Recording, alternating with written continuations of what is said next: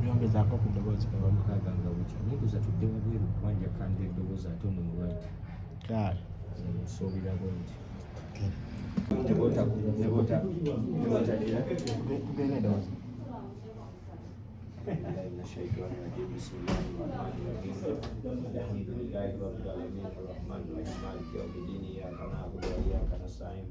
اهدنا الصراط المستقيم صراط الذين أنعمت عليهم غير المغضوب عليهم ولا الضالين بسم الله الرحمن الرحيم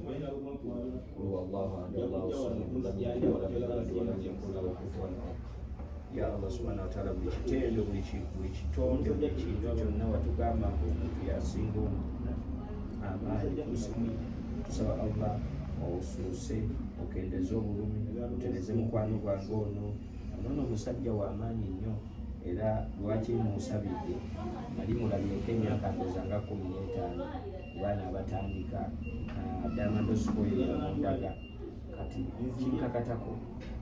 kusaba Allah subhanahu wa ta'ala atukume nga tuli balamu ebbanga lyonna atutaase endwadde zonna atuwonye bukimu saba Allah subhanahu wa ta'ala akusuuse famire zikulabe ng'oseka famire abantu bano bemulaba nno abalwadde abamu bebalabirira zi famire zaabwe bebatuukiriza obuvunaanyizibwa ate bwe bamulaba ngaabo okusaaga bebatuukiriza obuvunaanyizibwa so saba Allah subhanahu wa ta'ala wayuge ojja kutereera tofaayo Allah subhanahu wa ta'ala katonda ali wamu n'abo abamusaba katonda ali wamu n'abo abakkiriza mbu ye yatonda katonda ali wamu n'abo be yatonda ebitonde bye byonna so saba Allah subhanahu wa ta'ala akunyamba akuntaasise wassalamu alaikum warahmatullahi wabarakatuh nsabira abalwadde bonna gye muli Allah abasuuse nsabira abalwadde bonna gye bali mu buli kitundu batereere bamaama abalwadde nsabira ensi yaffe naye etereere buli kintu kitereere amina kabako embeera y'omulwadde eri eti alhamdulillahi rabbil alamina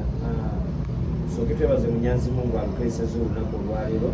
era atukuume obulamu bwaffe bonna kuba abasinga obungi tufa bulamu obulamu kyabbeeyi ne twebaza n'abalwadde bonna gye bali tusaba katonda Allah subhanahu wa ta'ala ne kutonda nsi eno abakende abasuuse bonna gye bali ndi wano ndowooza kuba omukaaga nga bukya nali mu kisaawe kimu nafuna ka message okuva ewoyo kyali wano oba yali agenze mu Bumbula yerumbe gye lwamukubira nakomawo naye mbadde nange nga womanyi nga okutawukatawuka tekiwadde lukumunalwo sasobodde kujja naye mbadde nkomunikatinga nnyo naye paka olwaleero ku makya waŋŋambye nti tutekokowa muga ngenda kuyitawo lifuli leero okuyitawo oyo mukyali wange kwagiride omu ku baana edde nnyo olwo kyali nga bamuyita Diamond Oscar yakola ekibiina nga bali bakiyita yava mu Good Life nakola ekyega bakiyita Back to Life kati abo baana abakadogo be baana be yayina ebiseera ebyo Oscar nga akoze Back to Life kyobolaba a story comes back to here we are era nzize wano kati nyiza okuba nzize mu biti bibiri nzize wano nga Kabako naye ate era nze nga Diamond Oscar kuba nze Diamond Oscar yandaga abaana abato ddala olwo ne mukulu we waali awo yabandaga nga bato naye ndaba kati musajja bakugamba nange ekuza kati ensi bwetulaga nti era nsaba Allah subhanahu wa ta'ala kyonna ekimuluma kyesimanyi naye kisanyusiza nsanze omusawo nandaga manye musawo bwemulaba aseka omanya n'omulwadde muki ajja naye laba ku musawo ng'atunula bw'ati ng'omanya obuzibu bwazze dda kaseera aba yeetala wano n'empiso n'eki naye nkisanyusiza ng'omusawo atudde ku reception ekindaga omuntu ajja kutegeera naye mpuliddemu nga agamba nti bw'aba ayogera ekifuba kiba kimukola kimuluma era nze ngamba mikono gyange naddala banabitone you do check-ups era kitwala ku mukwano gwange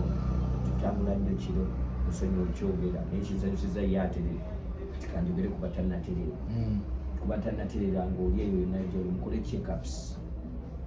liri pazi okola check-up ngeri lipazi otangira ddala okukola check-up abawagizi bamuteekamu ssente nyingi okuba ng'aseka bw'ati wabadde abannamawulire naye mubyerabira naye bwe tunaabizaayo tetujja bizaayo kuba byali byannaku naye wamali lipazi engeri kati gwe gyofunayo emitwala 10 emeka du check-up bulya mmere okulya kintu kikulu ate rest enough twebaka ekimala kuba ekisinga obulamu bonna olaba n'okwebaka Katonda yakutondanga ddagala era ekikyasinza okunyuma buli omu kyamanyi ekikyasinza okunyuma kwebaka kuwoma omusajja yagirina ate omugambe yeebaka ennakoze oba oyina enkudi kikutegeeza kusula wabweru kufiirako oyagala ekutte alina ogimalamu supu ate bwekutta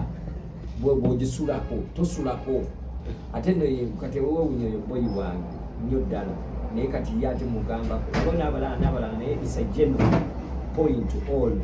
bannabitone bannange twebaka ekimala twebyanjaba ekimala twewumbuza ekimala ate twekebera ekimala tusegere tutambula nnyo tunywa abamu banywa emyenge abamu banywa sodas mubamu acidi ebintu ebyo byonna byetaaga okuwummula okudda ebitinga obulungi n'okukakkana nze neebaka ekimala era munsonyi mu bannamawulire nze ku ssaawa 2 sobola kuwa interview ssaawa 2 emmotoka eba etokota ez'okumakya tusegedde nze neebaka n'akagere n'ensuula eri awasemba kati sobola kutakkiriza n'okulya ate bwe nzukuka nzukira ku ntamu kuba ate nalyo ddagala kulya sijja saba mafuta kubanga lina nange ngagaba amasanyalaze lipazo yeyagaye tagabaayo wadde pazo ngalabye ne kumakya pazo nyamba bwoba olina amasanyalaze gwa naawe ogewulira gabako kuba nakuddiddemu gwe pazo olina okukola check-up buli kaseera meaning that olina okujjukira abantu buli kaseera bw'ojjukira omuntu eyakubeererawo pazo gaba amasanyalaze abantu bali bubye wakati baaka kati nina mikwano gyange ebiri nja gikubuulira gyaliwo bawe ku masanyalaze ne bwomuwaayo yaka uniti 2 ajja kukeeseza okwo ne bwomuwa uniti 3 kati waliwo oli gundi kansi toyanziza Spice agamba ati Spice ekyali wange naye saamuno sululi ku show saamutegeera namulaba asalaasala nga tatenyenda budde omulabako bulungi era namugamba nti owaye bino byolumba boyi wange Philifesi tokyaddamu kundeetera wadde kagoye London kati takyandeetera neiba wange kintu netegeera yalinnyamu Philifesi sikyafunayo kirabo ate Shiba aye Shiba togeraganya every time every day negakati nsobola kumukubireko agambe omubuuzeeko omugambe kiri kitya mukwano gwange tetudiringa mu kamera tudiringa mu mwoyo kati ate mwagala mukubire nga mpita mu kamera oli kyali wange byaddala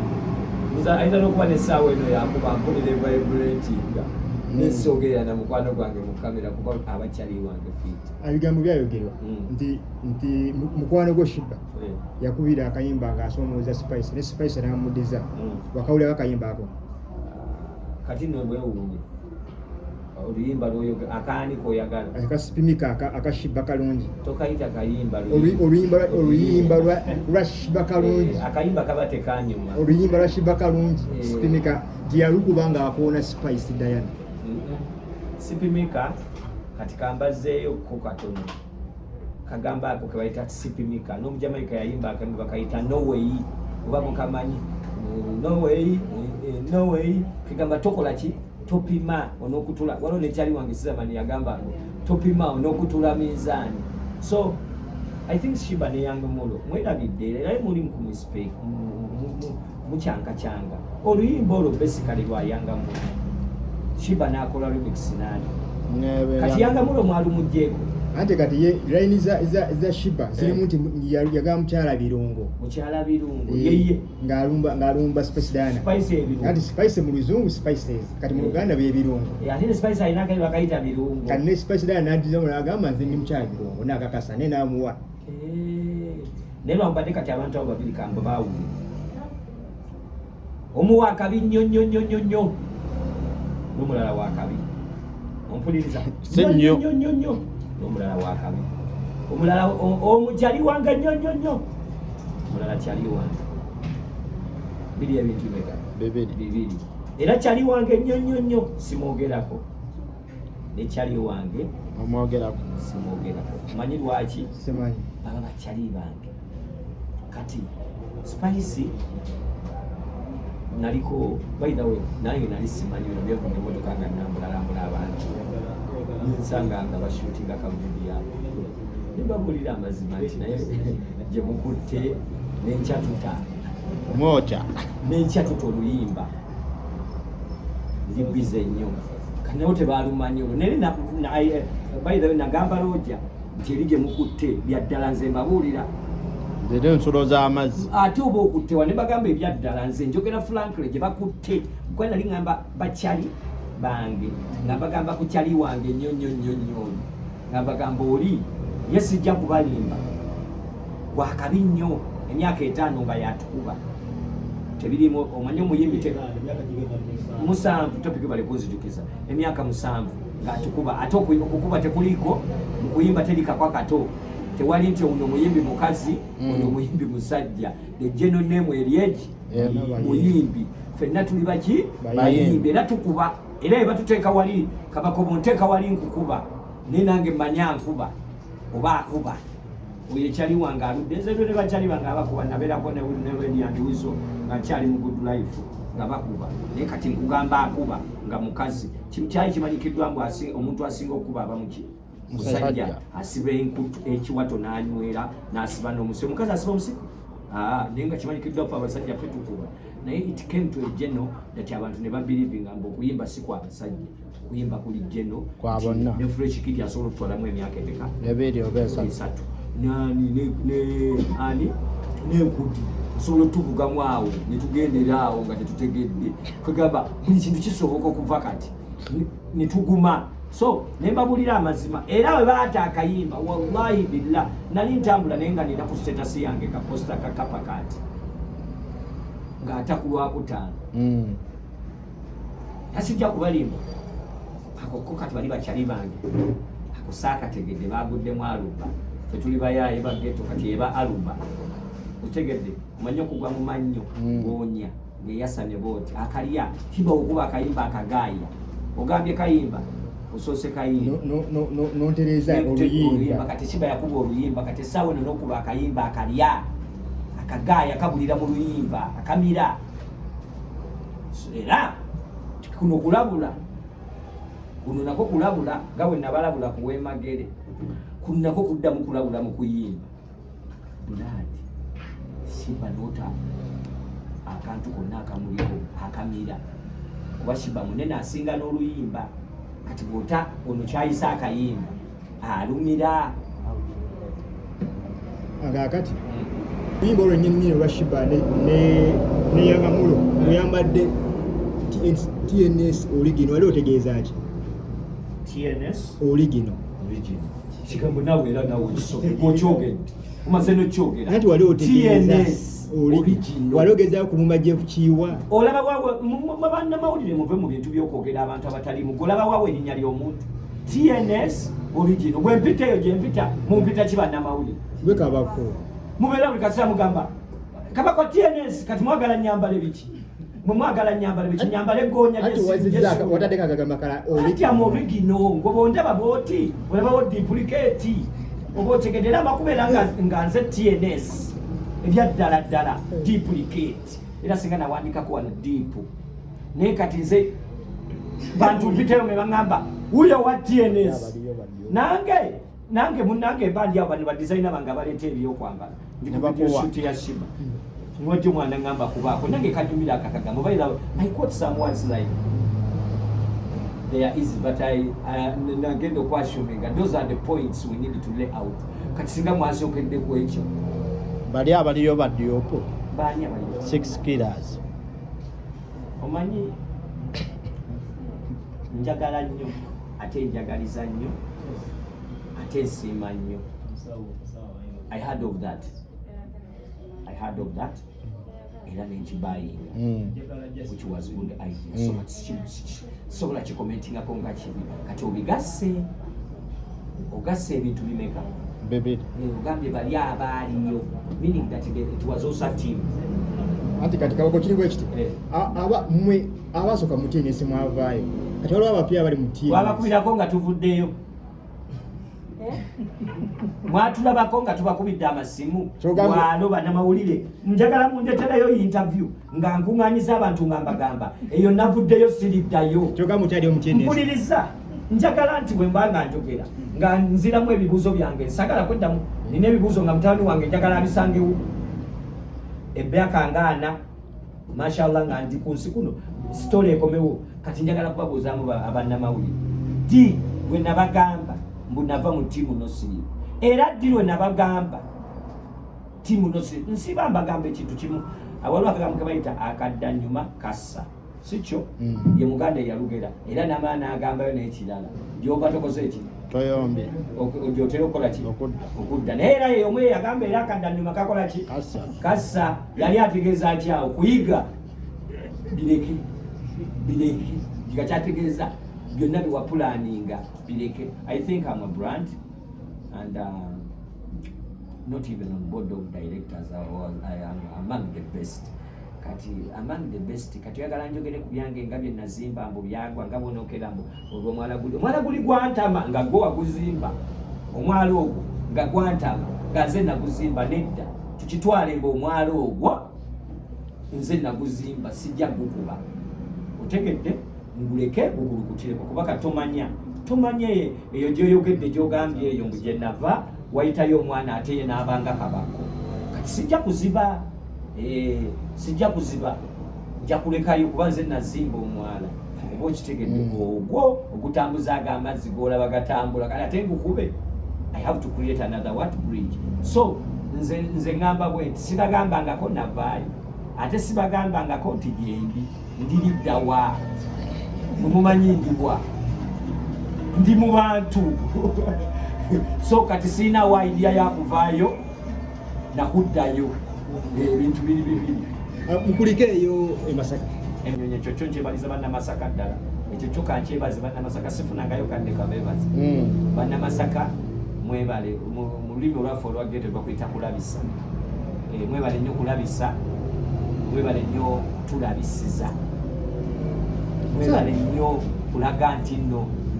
Masaka is greater Masaka, not even Masaka is greater Masaka. Mu biseera ebyedda ekitundu ekyasinganga okunyuma bakiyitanga Mbale mu eyo sector ya politics ne mu kuyimba nga bugende Mbale muliro ogubaawo gw'amaanyi essaawa eno wayise emyaka nga 10 wayisera bya Besigye bye babambanga eyo Mbale naye kati essaawa eno omuntu omutuufu kabe muyimbi nako nkagamba kuba luyimba nga oluleeze Masaka olutatuuka Masaka luddi eyo lujje ku Adi Drive oba lujje ku YouTube olutayingira Masaka lujje kwera lirifazo wesuneko oluyimba lwaddayo ewammwe mu kyalo oluyimba lugaana mu kibuga nilulemera wano woosula emakindi nga teluyingira wadde Naalya naye oluyimba kasa luyingira wali mu Greater Masaka nkiddamu buli muntu akola kyakola ne woba otunda motoka ne woba obajja fuba nnyo ebintu bye bitunde Masaka bisale Lwera ekitasala Lwera manya tolinawo kintu kyopulani ng'oli kuno ku nsota wanya abantu ozunga kabe mukazi ng'oli kuno tolinawo obufumbo musajja towasanga manya tosalanga Lwera byakulema waswala ddayo ewammwe bwe bitu ebiyimbidde kati Masaka nagitutte ng'ekyokulabira ku bannamasaka batulaze ekiri mu nsenda oba ekiri mu bitundu ebirala era leero mbadde wakuba mityana naye poliisi yalazeemu yatidde sijja nagambo yalaze kutya yayogedde ensonga zaayo netuzibayinga naye okukuba kutya kuba mu buli kintu kyonna ekirimu abantu abangi nsooka nasosa nakwebaza Katonda abantu bonna abafudde buli kintu ekibamu abangi mubaamu abakosebwa mubaamu abalumisibwa wallahi ajali ejja mubaamu n'abafa buli kintu kyonna bwe kibaawo nga kirimu okusanyuka kuba ffe twasiibula tuli basanyufu so okusanyuka Katonda tusobola kubanga kwalubeerera era expect kyobolaba omuzungu yawandikawo merisias damage ebigwa tebikoze eki bitalaze awo wennyini Kabaka igwe Bigayi King Saha muli ku front line ate tulaba Saha yavaayo naga ekivulu kye kyayimirizibwa tusuubire nammwe ebyammwe tebiyimirizibwa maaso awo eyo intimidation okukutiisatiisa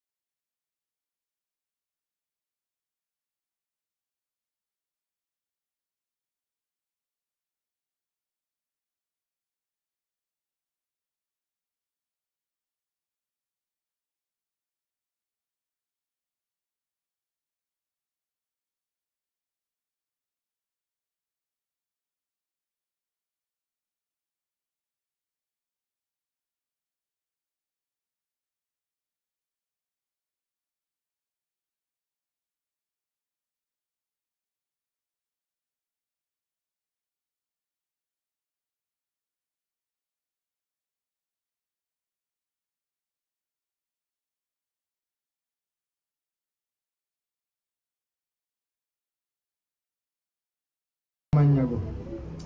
Mwanyanza Alikiba Fashion. Mwanyanza wamita Alikiba Fashion. Nze umwamba za power. Mwajjajja wano mudwali. Radio tajja wano ku Sande. Ki ekiganye? Mimi wafono manyiwe twali tugendawo. Twali wanafuna okupinga yavunibwa. Ali mulwadde. Nawe yagifuna. Naye kaka wanga bomanyi nti wafuna kyo muyimbi yenna alina okulaga obuvunaanyizibwa bwe agenda afuafuninze. Niwe tatuka muvumbola ate ebintu ne bitabukira nga tasobola na kupafominga. Abo abasawo bagamba ki? Abasawo kati bagamba bazuddemu oba it's like typhoid. Ngamanyi typhoid waliwo nga omagumba yeekweka natomulamu yakusula kigo omulundi gumu nga totegedde owagula oba olaba oli fayini nga toli abikuluma kumbe abamuli munda yamukuba ekigo. Ali mu mbeera ki kati? Sala zino kalitusofa tolaba musawo jajja mufaako tolaba kati essuubi musajja talindotereera.